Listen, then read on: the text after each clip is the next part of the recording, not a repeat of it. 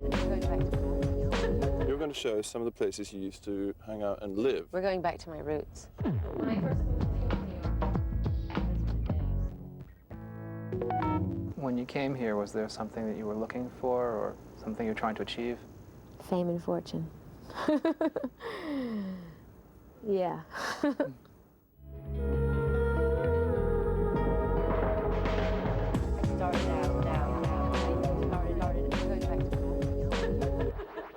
when I first moved to New York,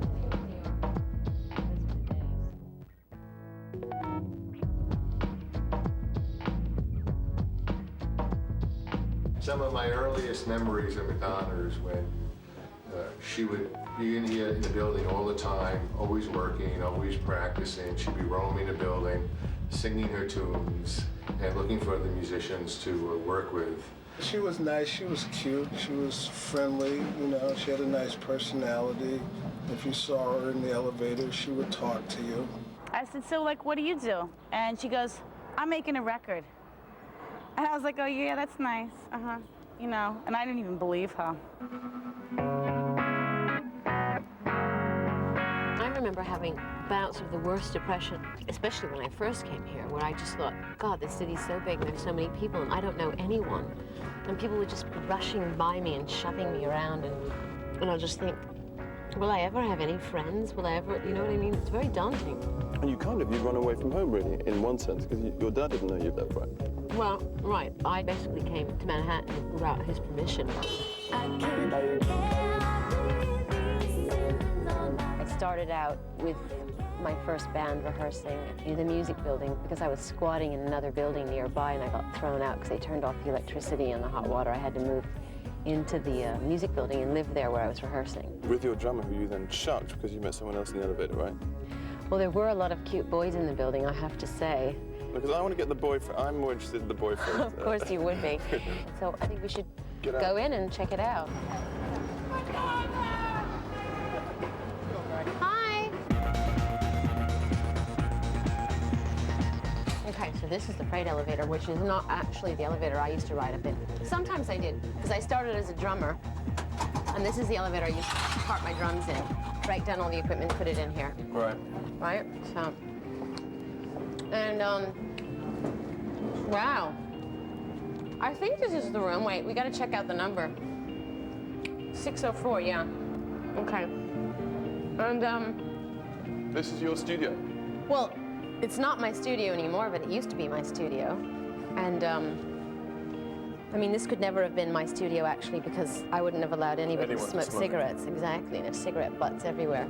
And so I just came in here and I started to live and rehearse all in the same room.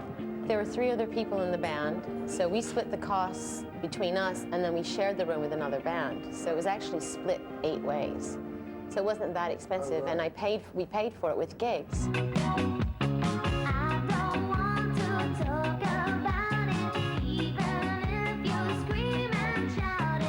I mean, mostly we played out in Long Island or New Jersey, don't tell anybody. And we played at some really crap clubs on the Upper West Side. If we were lucky, we got a gig at CBGB's or Max's Kansas City. It was like post Andy Warhol. And of course, otherwise, you'd had your modeling career. Yes, I was hoping you wouldn't bring that up. Yeah, I did model. Well, when I first moved to New York, I was a dancer, so I did a lot of modeling, nude modeling. Thank you very much. And I mean, it was really good money and very flexible hours, which is why I chose to do it. It's not because I enjoyed taking my clothes off or anything like that. And liar. I did it a lot more when I was a dancer, and then when I decided to become a musician, I kind of fell back on it when I had when I was really desperate and we weren't getting any gigs. Right. I would just, Do it as a last resort. shoot on down to the new school and throw off my clothes. Right. And, pose for 3 hours and make some good money and then get back here to rehearse. So is that how the Playboy photographs came about? The Playboy photographs, oh yes. Actually, no, not from the new school, but what happened is I used to meet a lot of photographers in that school, and then they'd want me to come to their studios and pose for them privately, of course. It's just natural. And And so I did that, and a couple of times, you know, I'd go to this guy's house on 7th Street, his apartment, and on the Lower East Side, and we did a few sessions, and well, the rest is history. Now it's looking really neat and tidy right now. When I lived here illegally, mess. it was disgusting. See, look at this hallway right here. See how all the graffiti is and everything? This is how every floor looked. It was actually a little bit more interesting than it is, and I've really cleaned it up. Anyway, here we are in the ladies' Oh, someone room. started out again here.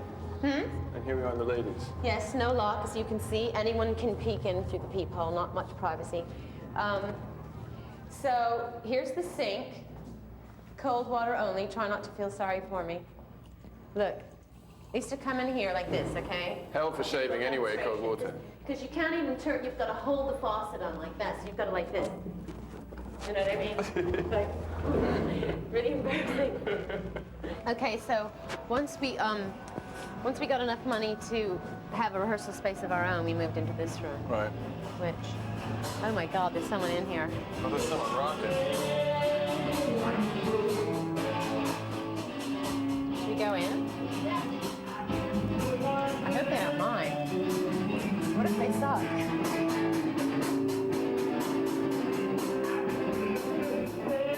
It's quite cute.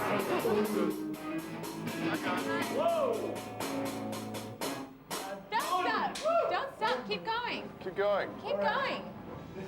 I'm just taking a trip down memory lane. All right. We love you. Okay, again. Come on. 1, 2, 3, 4.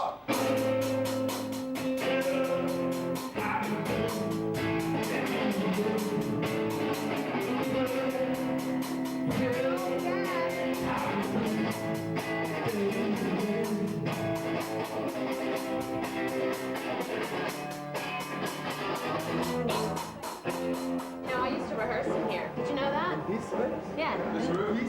We're taking a trip down memory lane, and I used to rehearse in this building, and this is one of the rooms I rehearsed in. So we didn't mean to interrupt anything. It's all right. Thank you. So good luck, everybody. Thank you so much. Bye. Now, We can pretend when I this lived is... here, you have to understand something. There wasn't a lot of room to go out, you know. I mean, I had lived in a cubicle, so if I wanted to feel some fresh air and, you know, some space around me, I had to come up to the roof. Right. There's something very metropolis about this room. Yeah, there is. You might... It's kind of looking out and the architecture of all the buildings, and this is where my boyfriend used to kiss me. It was very romantic. It was a donut shop which we frequented on a regular basis. And And how many years were you here for, roughly? On and off? God. I mean, from the time that I first started rehearsing, then there was a portion of time that I lived here, and then there was a portion of time where I moved out of here Still into the rehearsed. Star Motel, but I still rehearsed here. I'd say about 4 years, Right. 4 A or long 5 time. years. So you must have known everyone. There must have been the weirdest characters. Yes, there were a lot of freaks in this building. But how could anyone rehearse with a band like that on the It was same like a floor? dormitory for freaks, basically. Is this the first time you've been back here since those days? Yeah, I haven't been here in years, and Wow. you know, the scary thing is that I recognize some of the people here. That is scary. What does it feel like, apart from that? I mean, you're so far away from it all now. I don't know. I miss this part of my life. I miss the struggling part. Not that I'm not struggling anymore, but Were you happy when you were young? Happier than now? I bet you're happier now than you ever were before. I'm happier now. But I must say I miss those days of anonymity and, you know, free to experiment and do whatever I want. And I used to walk very boldly down the street, and I used to have this thing that I was going to look in everybody's eyes because I was going to be somebody. People were going to remember me. Did you know, though, that you were going to be someone at that point? Were you completely certain? I knew something was going to happen. I wasn't really sure what shape it was going to take, because when I first came to New York, I was a dancer. Right. Then I actually wanted to be an actress, and I started studying acting and going to off-Broadway and then musical kind of auditions and stuff. And I kind of fell into music by accident. Right. And then I ended up kind of going down that road. But up until that point, I wasn't sure how I think that's the it was best thing about being young, being certain about what you can do, though. Yeah, yeah. And you kind of get less certain, don't you think, as you get older? Or maybe, no, you probably don't, actually. Well, the thing is, you don't know what's in store for you. Now that I know what's in store for me, I mean, Right. You know, that's being naive really helps. Being innocent really helps. Doesn't it? Just, Rupert.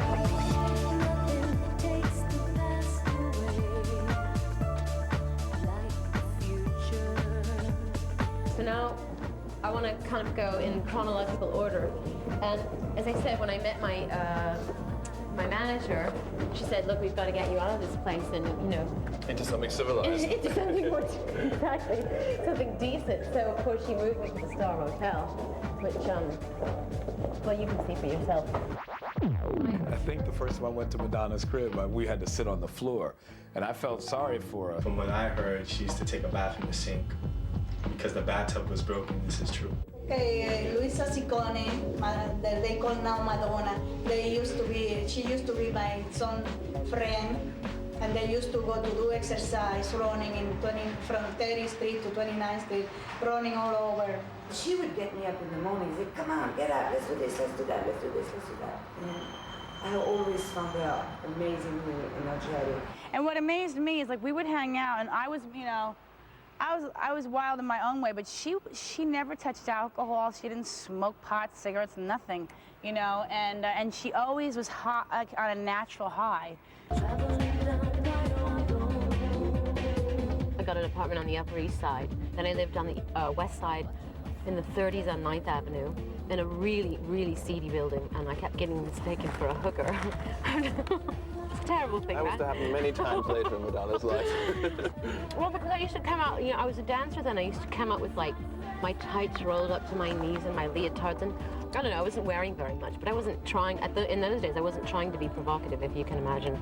And then I ended up here at the Star Motel, which I'm going to show to you, okay? What made you go up drumming? So I wanted to be in the front. Who wants to be hidden behind all those drums? This was where I moved when I left the music building. Now, it just looks like a regular kind of walk-up apartment, but it used to be the Star Motel, and there used to be a neon sign going down the side of the building. And I lived on the 3rd floor. And come on, you want to go up these steps? So this is where I lived, and the door's locked, so we can't really go up there. But if you can see these 2 doors over here, that's where the landlady left.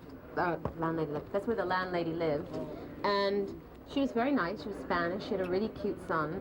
And I remember I used to go down there for coffee sometimes, and they had those velvet paintings on the walls and candles lit everywhere and lots of saints and crosses and everything. Anyway, so I shared a bathroom with 2 fat Colombians and then this old Irish drunk who'd just been released from an insane asylum.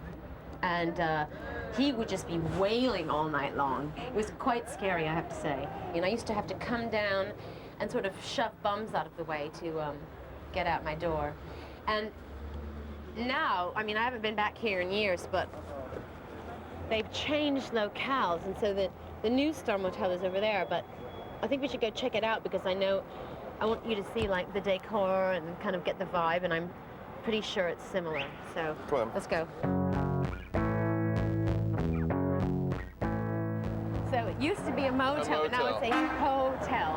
Okay. Hi. Hi, thank you. Oh, thanks. Got it. Well, see, security's not very good around here.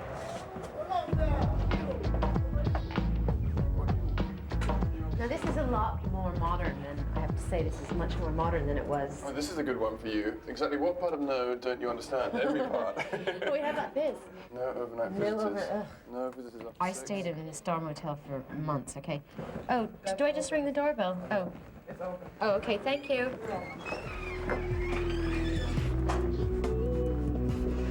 So, hello. Anyway, just like the other one, there's like a bathroom on every floor. So let's go. You want to go to the top floor? Let's go to the top floor. Does it smell really bad in here? Oh, God. I think it's pretty clean, to be honest. No, there's a real, it's a like cat pee smell.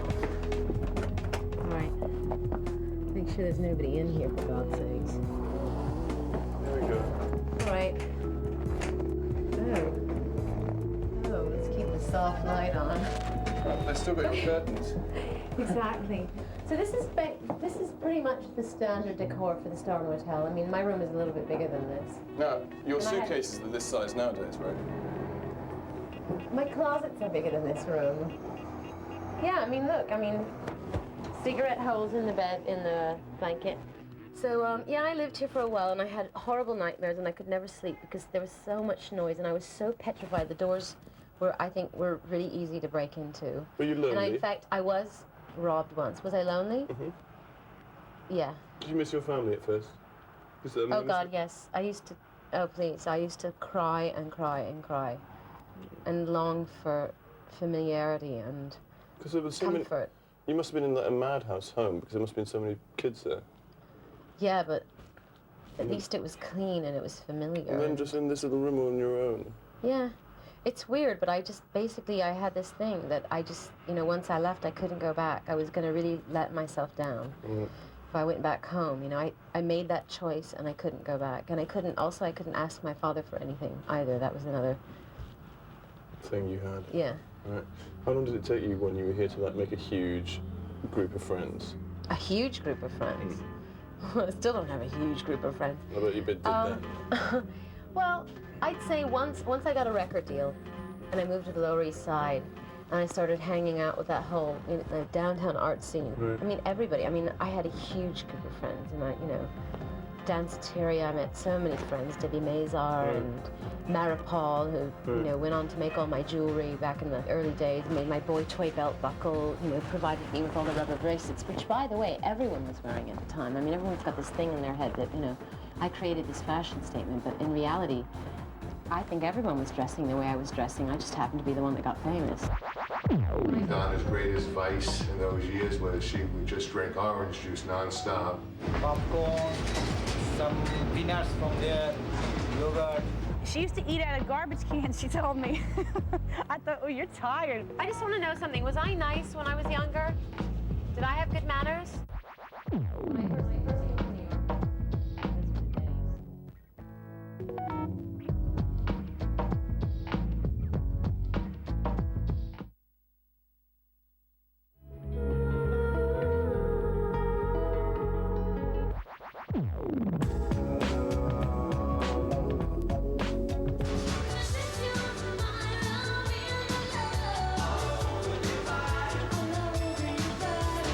Yeah, we were talking about that kind of fearlessness you have when you don't really know what the risks are at the beginning, so which is such a plus. You haven't got a clue, and you just charge forward, and suddenly you're hugely famous, and you've traded so many things away for that fame, and basically that's what the first song on my album's about. I traded fame for love without a second thought. It all became a silly game. Some things cannot be bought. But I didn't have any friends when I lived in the Star Motel. So it was very lonely. It was a very lonely time. So where are we going to do now? We're going to the deli. Yeah, well, there's a deli downstairs, which they were very kind to me. They kind of, if I didn't have the cash, they'd give me food, and then I could pay them, like, say, the end of the week. And that's where I budgeted out my meals every day, basically. I had a choice between salted peanuts and a can of, like a container of yogurt, or I had a large bag of cheese popcorn and cranberry juice. It was very yummy, I have to say. Well, I suppose like all young people, you ate like once every 2 days anyway. No, I ate every day. I was quite fond of eating, as you could tell by my Zoftig figure at the time. Don't call me chunky, Rupert. My earliest memories of meeting Madonna, I was working in a club called Danceteria in about 1982, 83. Most of the time when I would meet her out at clubs, she was on the dance floor. We would be like, picking up boys and like, ooh, this one is cute, or this. Even though she wasn't from the streets in New York, she had this very sort of street energy. And we just had a great time running around together. We're gonna go to the deli that I used to basically budget myself out to $1 a day. Hello. So, it's kind of a minimalist deli, really. It's a smelly deli. It's a smelly deli. So, okay, so basically what I do is I'd come over here. These, actually, well, prices have gone up, but I'd get a bag of peanuts, which were about 10 cents cheaper back in those days. And then I'd come over here and get some yogurt. But do you guys still have yogurt? Yeah. You do? Oh, let's check it out. Let's check out the yogurt stand. There's the cheese. Shh, don't jump the gun. Okay, yeah, so, you know, I got my proteins in. I had peanuts, I had yogurt, and then every other day I would have strictly carbs, and I'd get a gigantic bag of cheese popcorn. But look, I used to get a bag that was 4 times the size for about 60 cents, okay? Inflation, what are you gonna do? Anyway, so things haven't changed much, really. Hi, you guys. Do you remember me? No, but do you remember me from when I used to live down the street? Swear you're not just saying that? Okay, who am I? Oh, you know. No, she doesn't. I just want to know something. Was I nice when I was younger? Did I have good manners? Okay, good. See? I had good manners. I got a question to you, Madonna. Would you be interested to buy your nude photos? I got your nude photos about 20 years ago when you were 17 years old.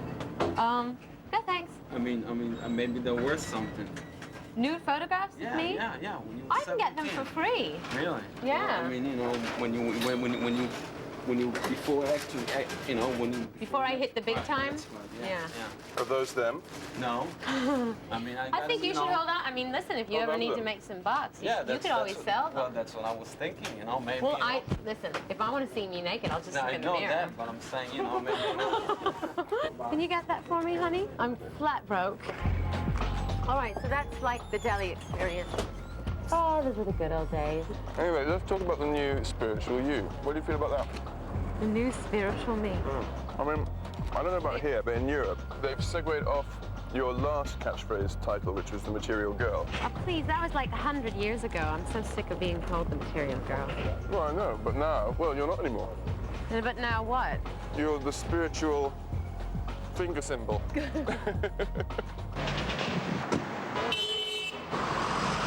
I'm sort of searching for my own spirituality. So, but I think it kind of trivializes what I'm doing to say, you know, the new spiritual Madonna. I mean, what was I up until now, like a heathen, you know? Express yourself, don't repress yourself. I thought that we would swing by the apartment that I had the nude photographs taken that ended up being in Playboy magazine. Okay, see, right here, number 35. It's actually a nice door, don't you think? Did you have any contact with him afterwards when they came out? No. Did you think about it? What, writing him a letter? Screaming at him. I wanted to rip his face off.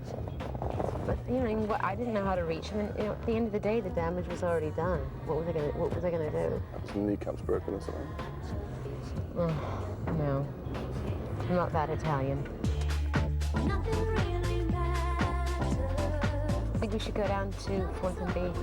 Once I moved down here, this is when I really started to, like, enjoy myself, you know. Started to have a circle of friends, and, well, things were looking up, and I was about to get a record deal, and...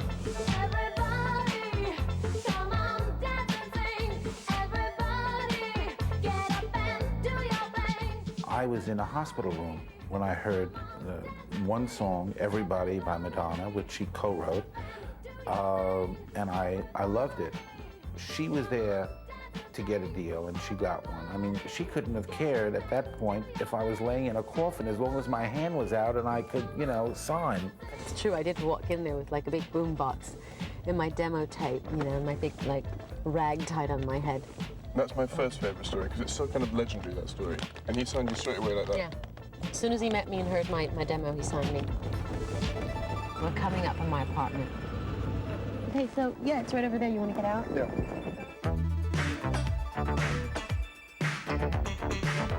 Okay, so basically, when I lived here, there was a lot of drugs being sold on the street. So there were kids everywhere that were kind of like lookouts for all the drug dealers. And every time the cops would drive by, they would whistle this certain whistle. And then, you know, everybody would know there was a cop, so.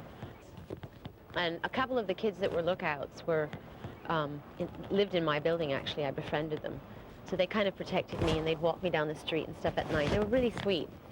And basically ruined my love life, because they would also never let my boyfriends get up the stairs without robbing them at knife. Really? Yeah, knife point. So this is my building, like 2, 3, 4, 6, yes. Notice the heart shape on the door. And you want to go in? Let's go. Oh my God, these doors are so heavy. Okay, so this hallway's been completely refurbished. I just want to point that out.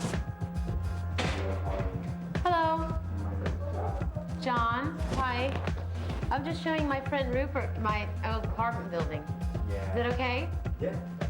Can we go upstairs? Or no? Well, Do you remember which floor I used to live on?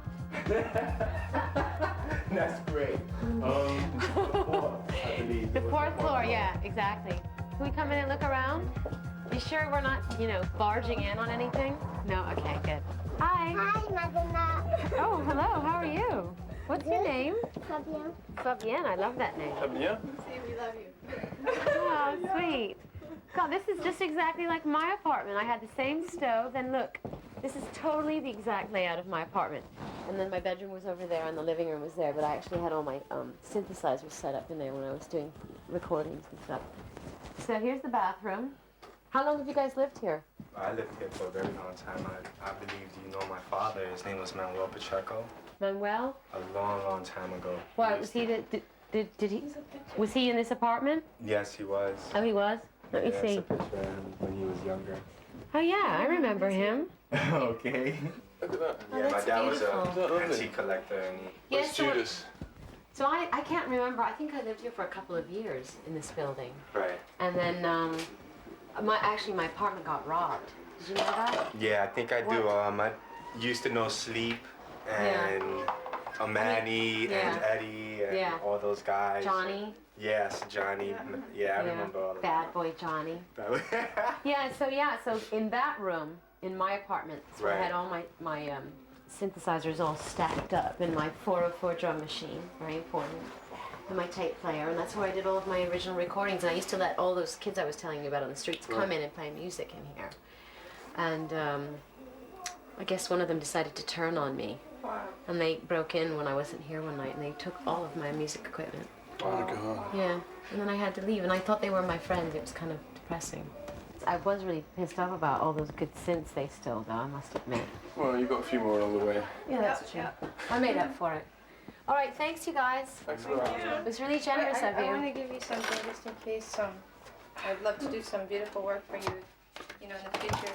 My cat, he loves to sit on his butt a lot, so. We need a cat for anything.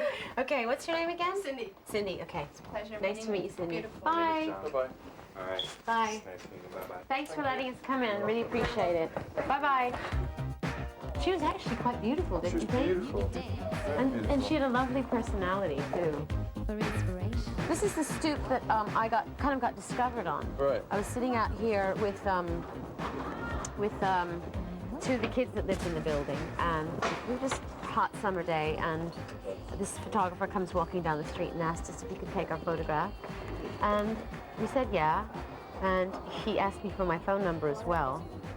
And I gave it to him, and then the next day, a couple days later, he rang me up and he said that his mother wanted to meet me, and it turns out that his mother was a casting director, and she worked with Martin Scorsese, and she was also really good friends with Barbra Streisand. So that's kind of how I got into the whole acting thing, and that's what led to my audition for Desperately Seeking Susan, and the rest is history.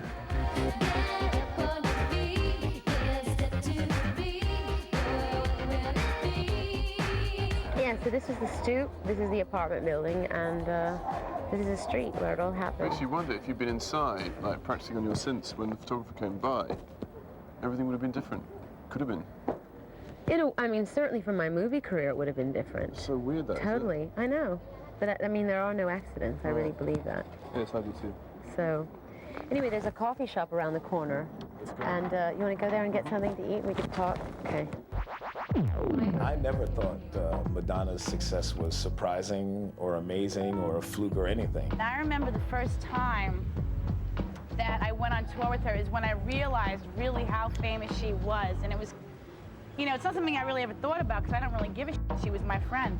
Am I allowed to curse? I remember Madonna back in the day when she used to wear really short shorts and little frilly tops and ride her roller skates down East Street with a boombox on her shoulder.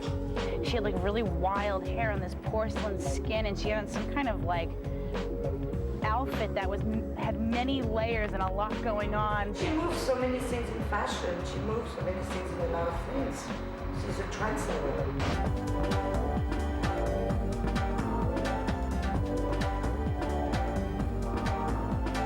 Cindy's given us her picture. See? What's?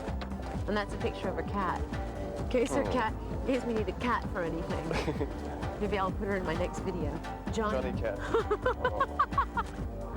That's really sweet. So now we're going to a coffee shop around the corner. Right. It's been around for ages, but it's kind of changed. Like, it used to be a bit more rundown and very dinerish, and now it's become like a vegetarian. Squatters. Well, it's actually still Squatter Central. Yeah, exactly. Hi, how are you? Can we still order something to eat? Where do you want to sit? Where do you want to sit? Yeah. I remember seeing an interview with you, like when you did bedtime stories. I think it was when you said it was the most unhappy. Was it bedtime stories you hated making? The album? Yeah, that was a really hard record for me to make because it was the first time that I'd ever worked with 4 producers on one record, and basically it was just there was no. I worked with 4 different people, and there wasn't any. It was really hard for me to sort of glue the sound together and make one kind of theme happen through the music, sonically and lyrically.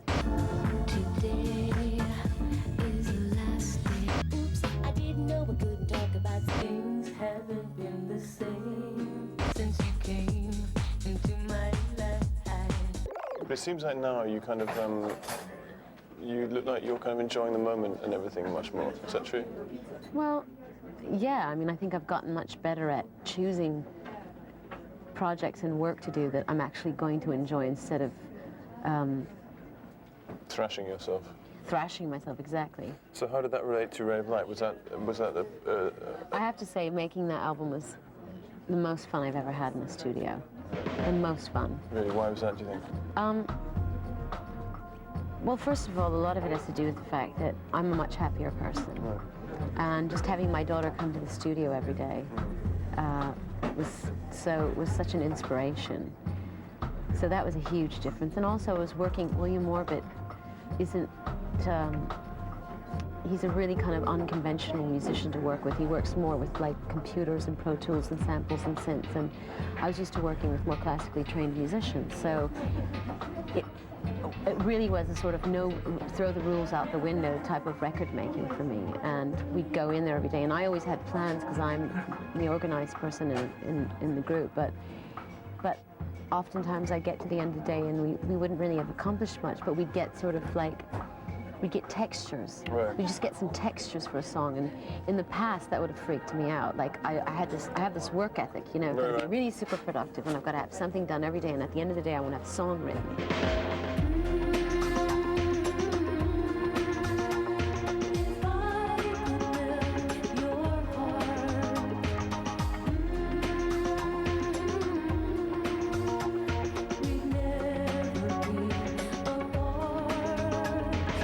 What's it called? Trance music, do you think?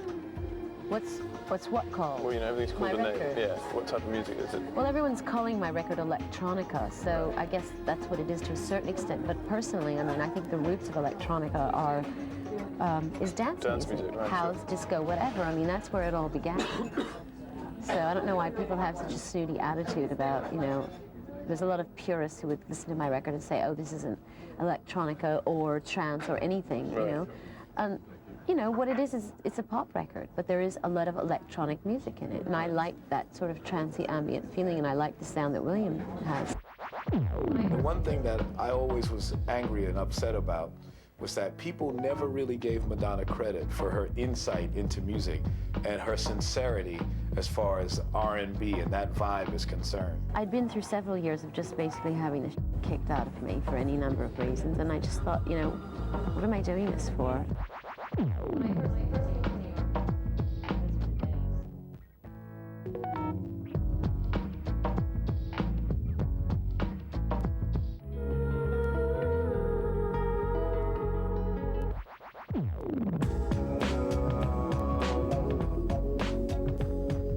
I remember Madonna spending time with the kids on this block and giving them attention that they so desperately needed. To Edwin and Aisha and Madonna, whatever. But there's guitars on this album as well, aren't there? Tons of guitar, yeah, and that was a big surprise for me because I had no idea that William Orbit even played guitar. Right. He really surprised me with his guitar playing, and there's probably guitar on almost every song on the record.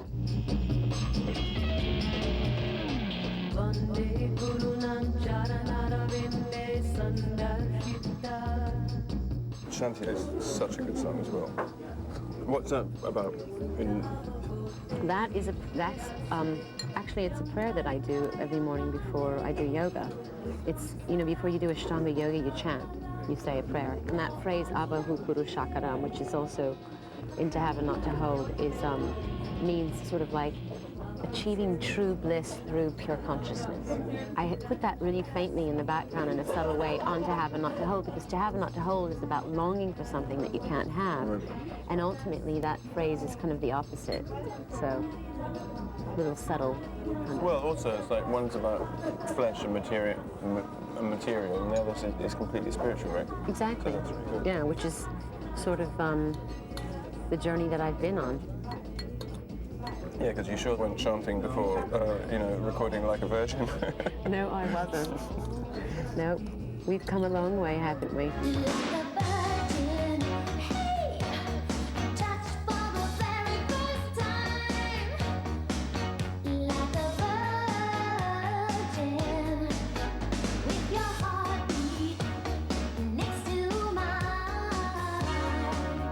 Do you hate those songs now?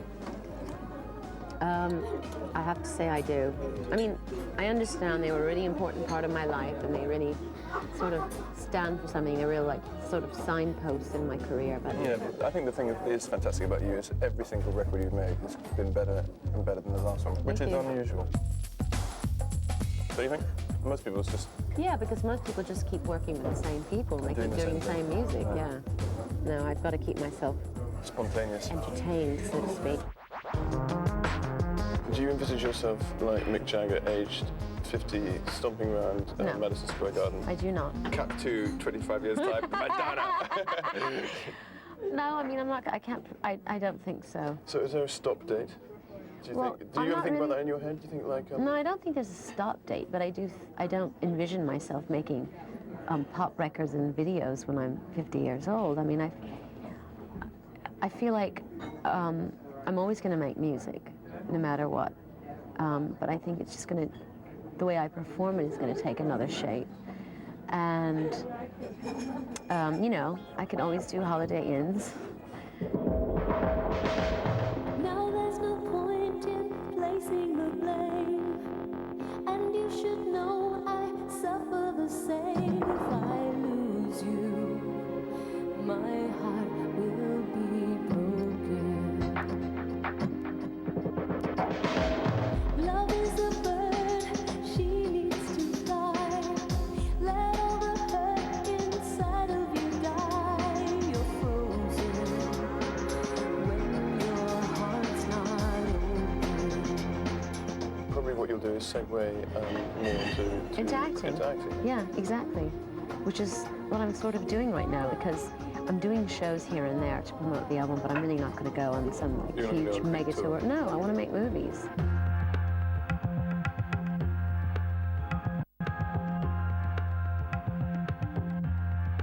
That's understandable, driving so hard when you're 18 to 26. Most people kind of ease off after that. They try and maintain what they've got in our businesses. Yeah. But you, it's driving.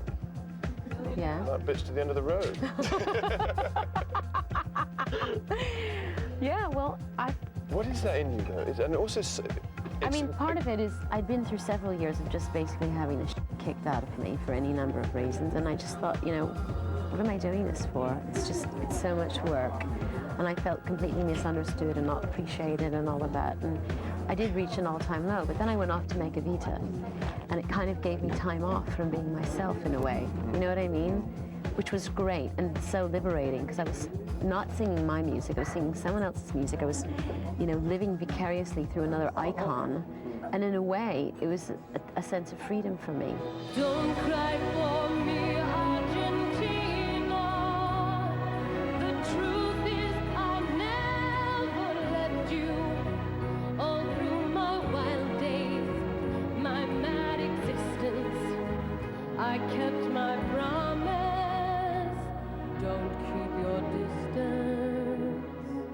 And you were pregnant.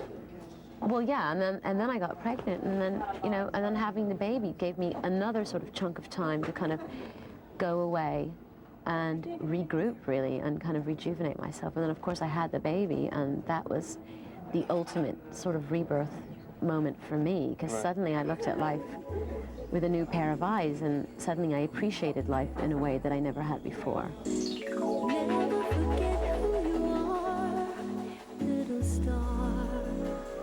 I think you're a very sweet mother. Really? Mm. Thanks. You know, some people aren't very good mothers. Oh. Some people don't look very good with their kids. You're sweet with your daughter. Well, I guess we all sort of live in fear, like, are we good mothers, you know, are we doing the right thing? But also, I suppose, the one good thing about being not 20 when you're a mother is that it's like more of a choice thing, isn't it, I suppose? Absolutely. I mean, I absolutely was ready to have a baby when I had one. Made of flesh and bone. Okay, so shall we go? Let's go. All right. Now that we've stuffed ourselves. Bye-bye. That's a great book, by the way. Have you read that? Yes, I have. It's amazing, isn't it? Yes. Bye.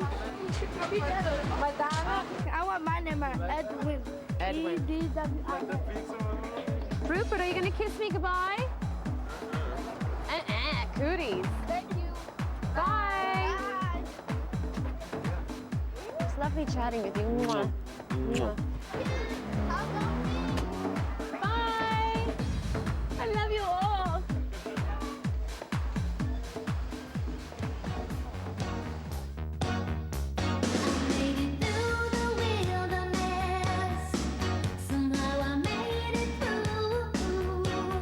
It was the 80s. It was New York. It was the art scene. It was graffiti. In those days, art and music were really sort of like joined at the hip. We would hang with like Warhol and Keith Haring and Jean-Michel Basquiat. Introduce you to Mick Jagger.